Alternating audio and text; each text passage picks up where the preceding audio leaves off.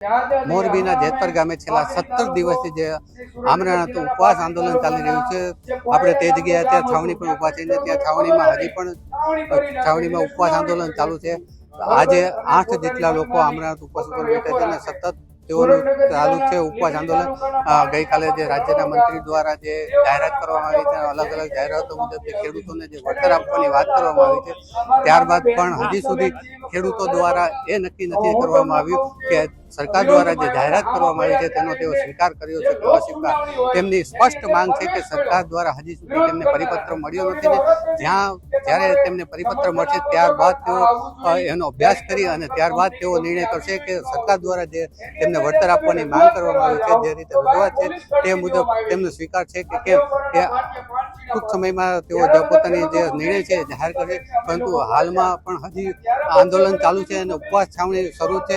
ગામે ગામથી તેમને સહયોગ મળી રહ્યો છે। ગુજરાતના લગભગ તમામ જિલ્લાઓમાંથી ખેડૂતો અહીંયા આવી રહ્યા છે અને તેમને પોતાનું સમર્થન આપી રહ્યા છે।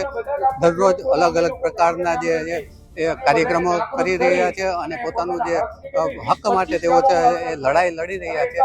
આજની વાત કરીએ તો આજે જે સવારમાં જે હકાબા ગઢવી અને નિલેશ એરવાડી અને ઓડિયો વાયરલ થયો હતો અને ઓડિયોમાં પૈસા લેવાની જે વાતચીત કરવાનો જે એક ઓડિયો વાયરલ થયો હતો, ત્યારબાદ છાવણીમાં જે સમિતિ દ્વારા એક મિટિંગ કરવામાં આવી હતી અને મિટિંગ બાદ એવું નક્કી કરવામાં આવ્યું કે આ જે ઓડિયો છે તેના કારણે ખેડૂતો અને છાવણીનું જે છે એ તેમની છબી ખરડાઈ રહી છે અને જેના કારણે નિલેશ એરવાડી અને હાલમાં તેઓએ છાવણી પરથી તેમને દૂર કરી દેવામાં આવ્યા છે। હાલ નિલેશ એરવાડી અને મોરબીની હોસ્પિટલ ખાતે સારવાર માટે ખસેડી દેવામાં આવ્યા છે અને ત્યારબાદ તેમને અહીંયાથી તેમને અત્યારે હાલ ઉપવાસ તેમના પૂરા કરી દેવામાં આવ્યા છે।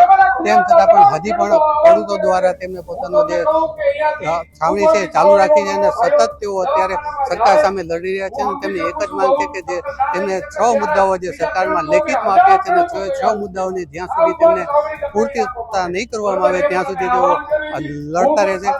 આવનારા દિવસોમાં ખેડૂત સમિતિ જે સરકાર દ્વારા પરિપત્ર તેમને આપવામાં આવશે ત્યારબાદ તેનો અભ્યાસ કરીને તેઓ ચોક્કસપણે કહેશે કે તેમને સરકાર દ્વારા જે અત્યારે હાલમાં જે આપવામાં રહ્યું છે તે તેમને સ્વીકાર છે કે કેમ। રાજેશ અંબાલિયા, ગુજરાત તક, મોરબી।